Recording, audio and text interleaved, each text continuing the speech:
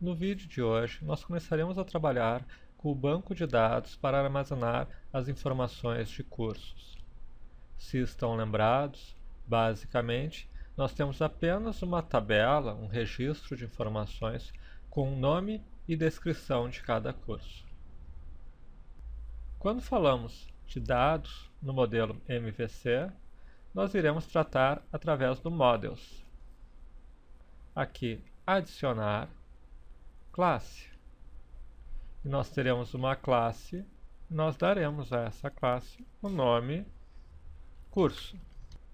É dentro da classe curso que nós criaremos os atributos, as variáveis que vão representar a informação que nós queremos trabalhar na tabela de cursos. Em C#, dentro de classes, nós definimos public para dizer que a informação estará disponível. Em seguida, definimos o tipo da informação. Então, por exemplo, nós temos uma string, que é o nome, e nós temos que definir aqui que ela trabalhará com os métodos get e set. Nós temos uma outra string,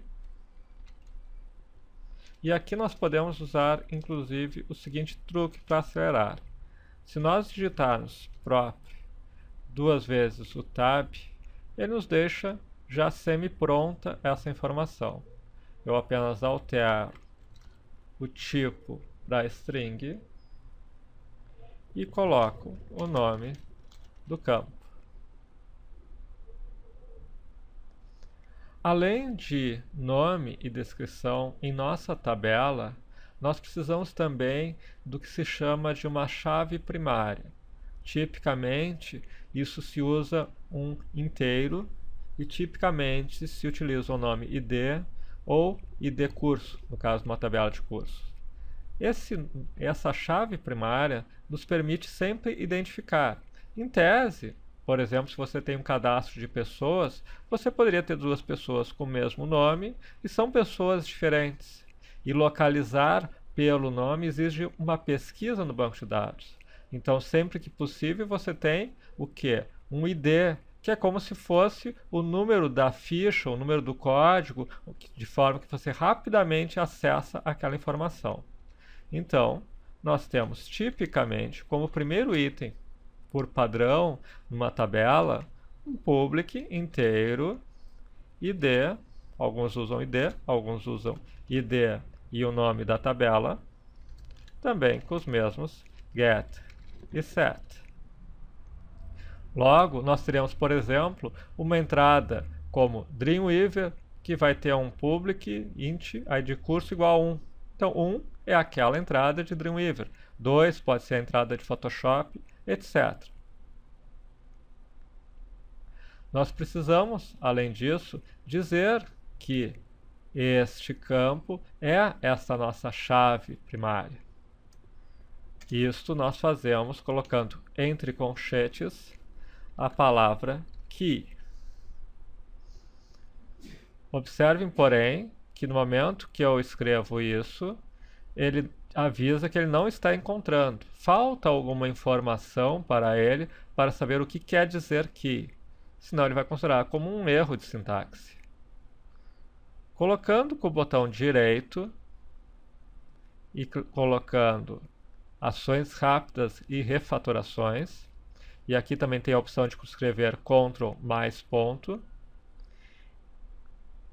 ele diz que falta esta diretiva, este using. Assim como tem alguns using aqui, System Web, System Link, ele precisa de um using System Component Model Data Annotations. Ok, eu cliquei com o botão direito, dei ações rápidas e refatorações, e depois simplesmente cliquei, e ele mostrou aqui esse Using Component Model Data Annotations, colocou o key agora numa cor diferente, quer dizer que ele sabe agora o que significa esse key, então está tudo correto. Além disso, dentro dessa classe do model, há outras informações que nós podemos colocar que vão ser úteis para que o sistema entenda como tratar, como interagir com esses dados. Por exemplo, Aqui também, sempre entre colchetes, nós temos outra informação além da chave, que é o campo required. No momento que nós colocamos required, e vocês podem observar que ele já identificou, porque eu já coloquei o System Component Model Data Annotations aqui em cima, ele já exige que aquele campo, o campo nomes, seja preenchido. Ele não vai aceitar entradas na tabela correspondente a essa classe curso que não tenham o campo nome, pois ele é required. E, inclusive, nós já podemos colocar aqui uma error message, que simplesmente é uma mensagem de erro, por exemplo, entre com o nome do curso. Ou seja, aqui eu estou dizendo que esse campo é exigido e que, se não for preenchido, eu vou avisar que deve-se entrar com o nome do curso. Ctrl C, Ctrl V, e nós temos aqui um required entre com a descrição do curso.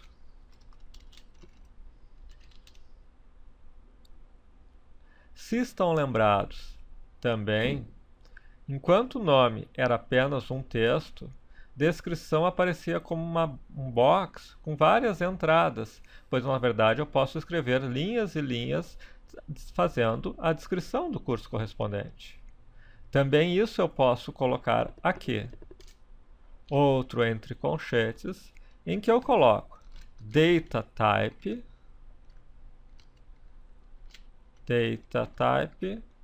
ponto multiline text. Estou dizendo que o tipo de dados do descrição é com múltiplas linhas. Então, aqui eu estou criando no Models uma classe, colocando algumas informações de atributos dessa classe, como id curso, nome e descrição, e colocando alguns comandos entre colchetes que serão utilizados pelo ambiente para gerar informações adicionais, para definir informações adicionais da tabela que corresponderá a essa classe. Agora, ao mandar compilar, ele vai fazer todo esse processo de definição das tabelas vinculadas à classe curso. Vamos agora para a segunda etapa, que é em Controllers. Botão direito, adicionar um controlador. E agora vamos utilizar esta opção, controlador com modos de exibição, usando o Entity Framework. Adicionar. Ele me pede algumas informações, entre elas a classe do modelo. Qual o class no Models que vamos utilizar para criar esse controlador que vai ser usado para tabelas? Nós vamos usar o curso, aquele que nós acabamos de criar. Classe de contexto de dados. Nós vamos criar isso. Nós vamos criar curso, por exemplo. Adicionar. Não precisamos deste, deixamos estes. Nome do controlador, aqui está. Adicionar. E o controller está criado. Precisaremos criar as exibições também. Observa que em views, cursos, ele criou num plural, e daí, claro, por ser português ele se atrapalhou um pouco, colocou um E aqui, mas cursos, ele criou aqui create, delete, details, index. Será que já temos o nosso código pronto? Vamos criar aqui em Internet Explorer. E observem, nós já temos nossa aplicação CRUD. Nós já temos toda a funcionalidade de criar nome, descrição, Já temos inclusive a mensagem de erro se não forem preenchidos. Ou seja, nós temos concluída uma aplicação CRUD que, em essência, fora alguns cliques do mouse, simplesmente envolveu a escrita de 6 ou 7 linhas de código. O que nós faremos nos próximos vídeos é apenas fazer os ajustes dessa aplicação, principalmente em função das diferenças de língua para o português, para finalizarmos a aplicação que mostramos no início do curso.